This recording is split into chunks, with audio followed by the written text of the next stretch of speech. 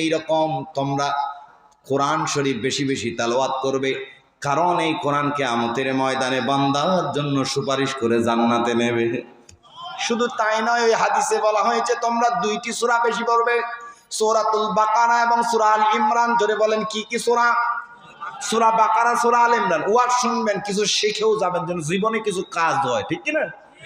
সূরা বাকারা, সূরা আল ইমরান বেশি পড়বে, কারণ হলো এই দুইটা সূরা কিয়ামতের ময়দানে বান্দার জন্য এক খণ্ড মেঘ হয়ে কখনো কখনো তার মাথার উপরে আসবে, অথবা এক ঝাঁক পাখি হয়ে তার উপরে আসবে, অথবা ছায়া হয়ে। বলা হয়েছে এরা এই জন্য আসবে, এরা এসে বান্দার জন্য জাহান্নাম আর তার মাঝখানে ব্যারিকেড হয়ে দাঁড়িয়ে যাবে।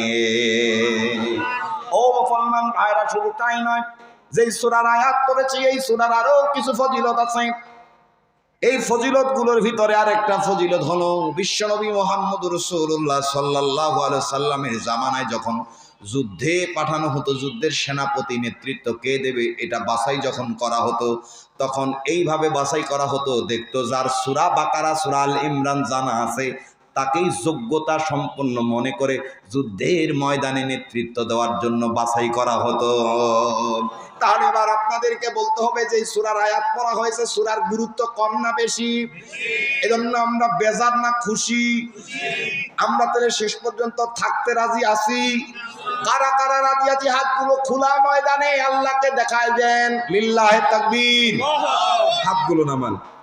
এই পথ আল্লাহর রাসূলের পথ, যেই পথে সর্বদা থাকে রহমত, প্রাণে প্রাণে নাজাতের বাজবে শানাই, শুধু তাই শুধু তাই, আহা শুধু তাই, তোমাকেও সে মিছিলে স্বাগত জানাই।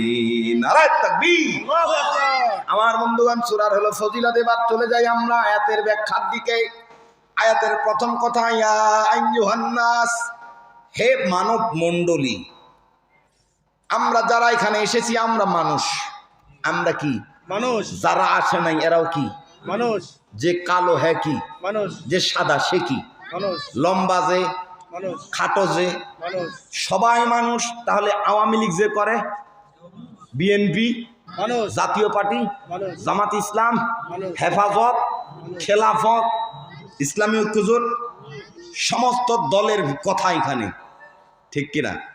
আয়াতের ব্যাখ্যা আপনাকে ভালো করে বুঝতে হবে। যদি এখানে একটা আয়াতের ব্যাখ্যা আপনি বুঝতে পারেন, তাহলে আপনাকে সরাতে কেউ পারবে না ইনশাআল্লাহ। তাহলে আপনাকে বলবো, হে